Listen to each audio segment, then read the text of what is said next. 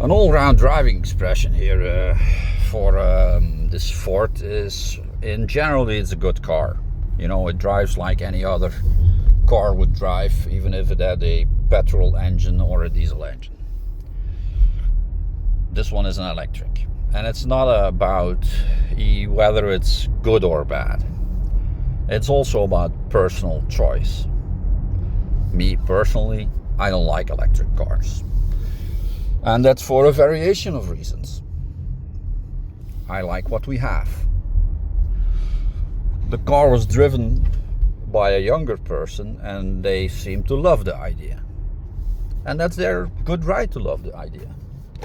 The only thing that I worried about is within 5 or 10 years from now,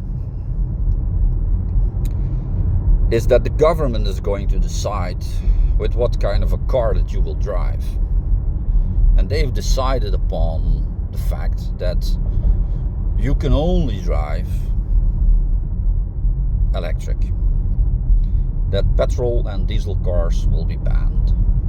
Now, there are a lot of people that compare this to the day when horses went away and petrol cars became the norm. They seem to forget that that was voluntary, okay? Horse became obsolete because the market wanted it. The people wanted it. The product, aka the car, was so good and so reliable and so easy that the people simply wanted it. The market wanted it. This is not the case for today's electric cars. It's not a matter of consumers wanting this. That's a matter of the government wanting this. And that's what we call a centralized government. You can twist it and turn it around like any way you like, but that's the fact. That's the difference between a free capitalist market, free market, or a centralized market in which the government is going to control everything. They will tell all the producers what to produce. They will tell all the companies what they should make and sell. And you will have limited choice as a consumer to buy only the things that government approves of selling. And of course, things have to be safe and good when people offer their products and goods to a certain market. That's not the point. The point is that people in the free market, they can see somewhere something that everybody maybe might like, and they have a right to try and make that product something that they can live off, or maybe even get rich off. And that's something that we don't see any days soon, when government is going to control everything, because then also the concept of stealing these ideas will come into play. For example, what if you have to ask the company to open a certain service, a certain shop that you want to do? Okay, you have to go to the government and ask permission. So that means that you will give all your cars to the government, and then when some government bureaucrat takes a look at your idea and he says, well, maybe there's a lot of money to make in this product or in this thing, well, he might copy it and start it before you get the chance to start it, and he has the possibility to rip you off. And that's the chances that a centralized, that only can happen in a centralized market. That can't happen in a free market, because in a free market you don't have to ask the government to open a certain shop. You just open that shop, and you are taxed upon what you can make of that idea or that shop. So nobody is going to check you in forehand what you are doing is good or bad or wrong or right.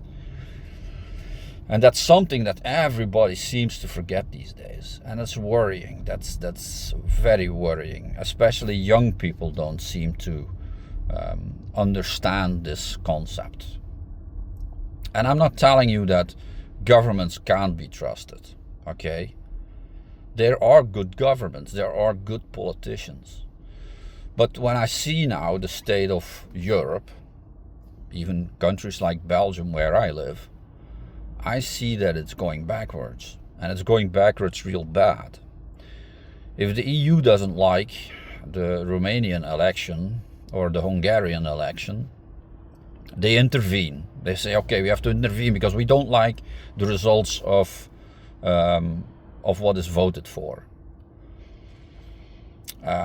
Marine Le Pen, for example. Marine Le Pen got convicted for something that is fairly normal here in Belgium. All the politicians do it. She chose to allocate some kind of subsidy to another department instead of the department that it should go to. She didn't steal the money for her own pocket. And then we have, of course, Ursula von der Leyen. Ursula von der Leyen, she stole the money for her own pocket. She filled her own pockets in a time where people were dying during COVID. She made secret deals with pharma companies while people were dying. And she hid the evidence of it. She refused to give the SMS deals that she made with those companies. She simply refused to give that to justice. And she didn't get convicted. She got re-elected. She's still head of the ECB. She's still head of the European Department.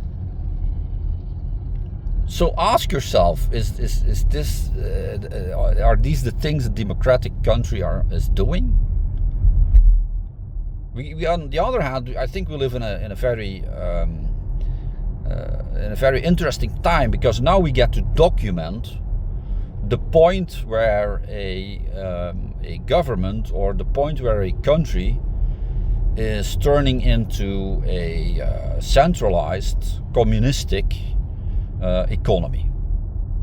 We are at that point that we can finally reliably people can document it. People like me that make these videos, and I hope many more people make such videos of what they experience in this economy, so that maybe in later generations, after another 100 million people or more are being murdered by communists, maybe we can learn finally within maybe 50 or 100 years from now that centralized governments, communist governments, just simply don't work.